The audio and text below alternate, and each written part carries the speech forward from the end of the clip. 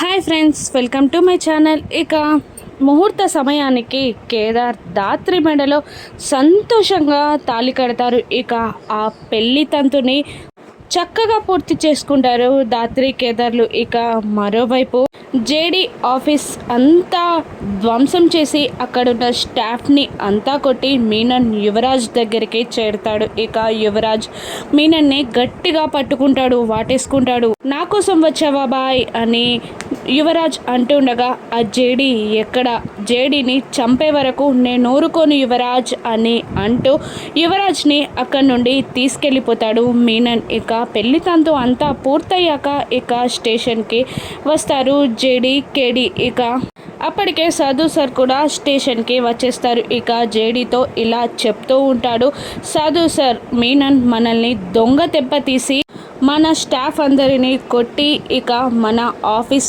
ధ్వంసం చేసి యువరాజ్ని ఇక్కడ నుండి తీసుకెళ్ళిపోయాడు జేడీ అని చెప్తుండగా జేడీ కోపంతో రగిలిపోతూ ఉంటుంది. ఇంకా సాధు సార్ ఇలా చెప్తూ ఉంటాడు, జరిగిన తప్పుని సరిదిద్దాలి అన్నా, మీనన్ని పట్టుకోవాలి అన్నా యువరాజ్ మన కస్టడీ నుండి పారిపోయాడు అని హెచ్ఆర్సీ వాళ్ళకి కానీ కౌశికి కానీ మీడియా వాళ్ళకి కానీ తెలియకూడదు.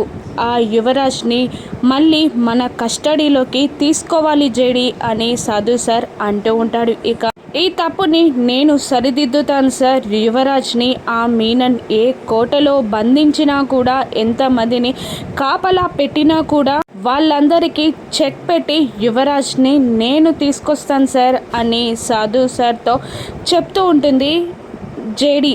ఇక యువరాజ్ని జేడీ పట్టుకు రాగలదా? ఇక యువరాజ్ కస్టడీ నుండి మిస్ అయ్యాడని కౌశికి తెలుస్తుందా? కౌశికి ఏం చేయనుంది? ఇక యువరాజ్ని మీనన్ని జేడీ ఏ విధంగా ఎదుర్కొనుందో రాను ఎపిసోడ్స్లో చూద్దాం. Thank you for watching.